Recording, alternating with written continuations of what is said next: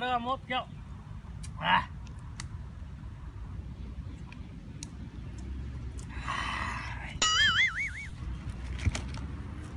จิ้มขลีไปไหม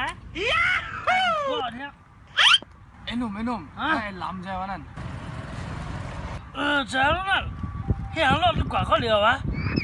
เราก็เร็วกันแล้วนั่นไอ้ล้ำห้อยนั่นนั่นนะห้องมะไอ้ล้ำอะไรอ่ะนั่นกับห้องอ่ะออกมากับห้อง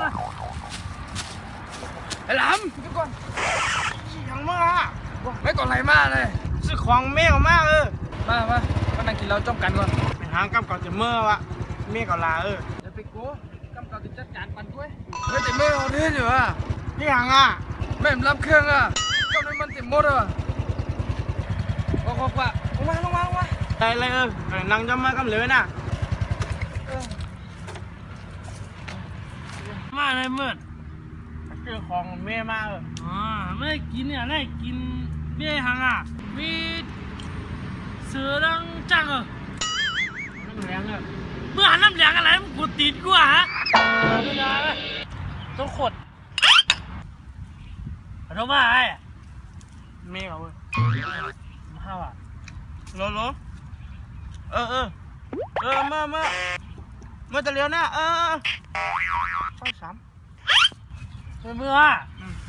เมื่อเลยคุณกูไม่เอาเมื่อเ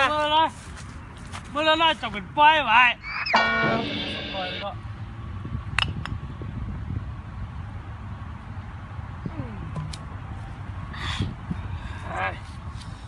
คุณกูไม่เอาว่าคือใหญ่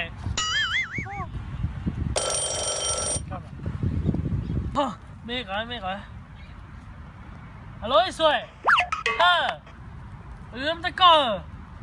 ฮะกินเหล้าไปตันพอไปถามแล้วก็หุงกล้วยก่อนนั่นน่ะซื้อโวซักไปทางก่อนนั่นน่ะซื้อกำไปตันเลยก็มึงออกมากันไหนอ่ะกูไม่ต้องขึ้นใหญ่กว่านั้นไม่กันไหนแล้วก็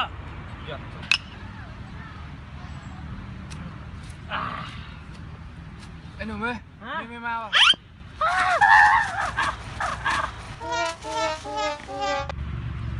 ไหมไหนว่ากูมี